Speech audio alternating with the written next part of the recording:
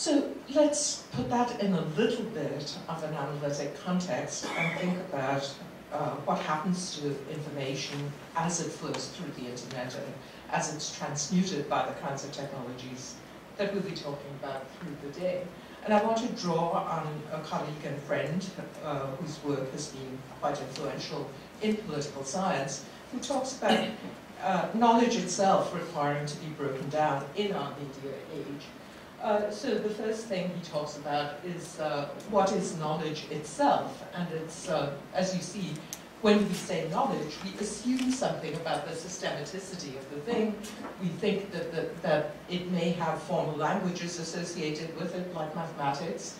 And an important point that when we're in the world of knowledge, what's truth and what's error is an important thing to be thinking about.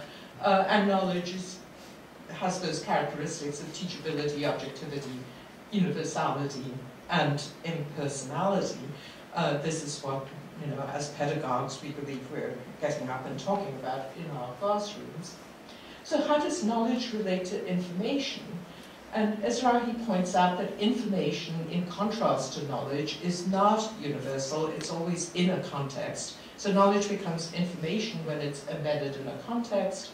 It's localized, but it also gets its formality often stripped off in order to become information. Information is a medium of exchange. It's something we exchange with one another, and therefore it can't be as esoteric. It has to be something that is more generally circulatable. And Ezrahi calls it, therefore, thin knowledge, because it has that quality of superficiality. But you'll see that same theme of superficiality that people talked about hundreds of years ago, Pope and Shakespeare, in connection with rumor, now becomes a characteristic of information in our modern era. And then Ezrahi coins this term outformation in contrast to information to talk about what happens to information when it goes through the further transmutation of entering the internet era, the internet age. So it's more diffused, and so a very important feature of outformation in Ezrahi's formulation is that it's no longer about formal languages at all, and in fact it's a hybrid. So it can be taken together with a whole mass of other modes of communication, so that pictures and words flow together, sounds, frames. So sociologists have spent a lot of time talking about the fact that even in the transit from knowledge to information, we're doing something called framing. That is, context dependency is about taking a framing narrative or a framing device and imposing it on the purity of information and cutting out particular segments of it. So with pictures, sounds, narratives, and frames, that process goes even further. And a feature of outformation, according to Ezrahi, is that it also cuts across the emotion-reason divide. So we like to think that knowledge is located entirely on the reason and objectivity side of the ledger, the rationality side of the ledger, whereas the ways in which we receive information today tends to be much more loaded with emotion and aesthetic qualities and so on and so forth right up front. In a way, we're all succumbing to those kinds of things. When I started out by saying that Alex Wallerstein helps me visualize STS, well, 15, 20 years ago, I might have talked about science, technology, and society without paying attention to our web presence. So even us slow movers and slow adopters, relatively slow movers and slow adopters in Neanderthal institutions called things like Harvard University, are gradually finding that we have to play in these other worlds and that we have to put things like emotion and framing and other sorts of ideas into the content that we ourselves disseminate. So all this, of course, has consequences, and there's a lot of research of varying sorts being done on what these consequences are. And I just took a random extract from an article in the New Yorker by Elizabeth Colbert to point to one of the kinds of analyses that people are doing. So is it technologies of freedom?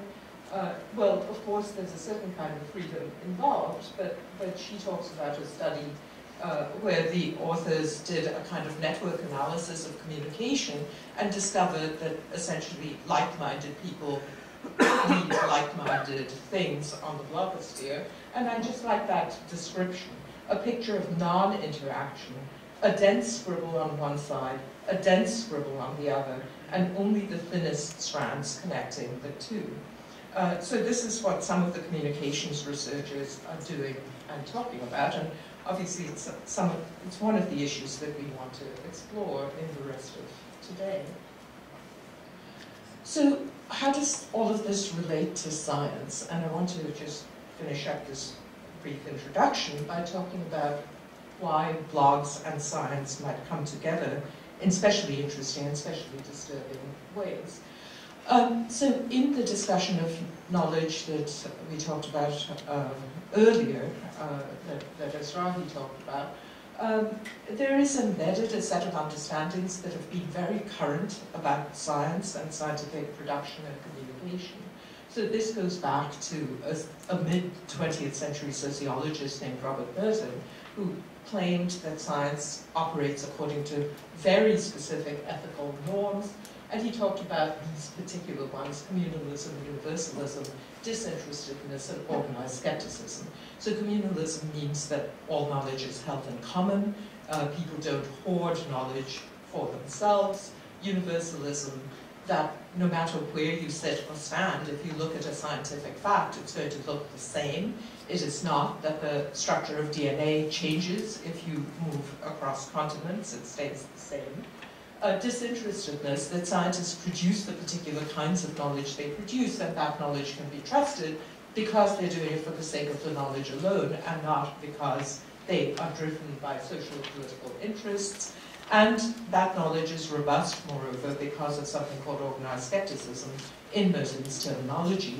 And the idea there was that science is a self-correcting mechanism, or has its inbuilt self-correcting mechanisms, in particular peer review, which is an organized way of bringing other eyes to bear on the claims that scientists make, and this then produces a corrective effect throughout the work of science.